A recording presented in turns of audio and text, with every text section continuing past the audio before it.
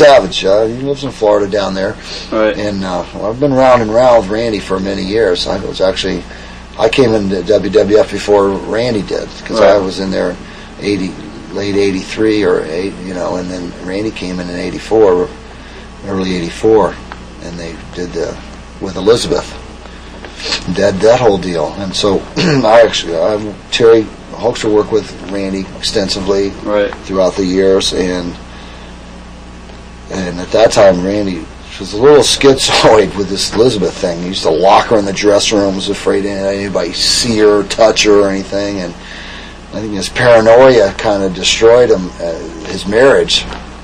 Just my opinion, but a lot of guys, he was just a little weird, and at times he was a great worker, but at times he was a little hard to work with because you never knew where he was coming from. He was always how he was upset, out of his mind, pissed off, or what was where he was coming from. Sometimes it was a little hard for him to sort his personal life from his business, and that made it difficult when you had to wrestle with guys like that.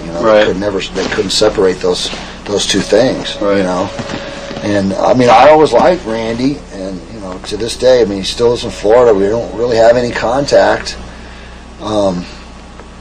I'm sure probably things, Hulkster and I feel very close, and there's some feuding going on down there as far as that goes. And another friend of mine, Hawk, with the Road Warrior Hawk, is a friend and for many years too, and there's a feud going on between those two. And I think it's reached out all the way into the legal system now. There's some legal problems between those two.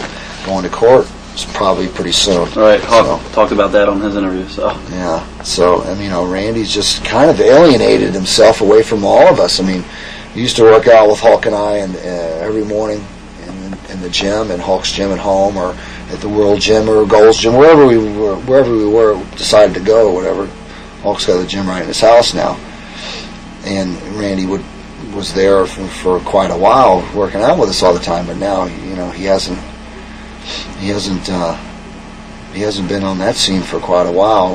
Gorgeous George came onto the scene. He just really dumped everybody, and we kind of really saw that whole deal coming. We said, "Oh man, Randy, don't take this as a grain of salt, but she's one of these days, she's gonna, her true colors are gonna come through, and you're not gonna like what you see probably, and it's gonna wind up biting you in the ass." And then it did, big time, and he blamed everybody, but for you guys she tried to steal my girl, and he thought it was paranoia again, thought everybody's after him. Or something, everybody was gunning for him. Everybody wanted,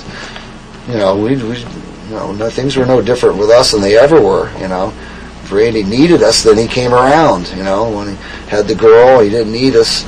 He had, he had 24/7 her under his wing and parading her around, doing his thing. That was fine. And then when the girl split again, then he came back around for a little while, and then things got out of hand, and he just went off into his own world. Now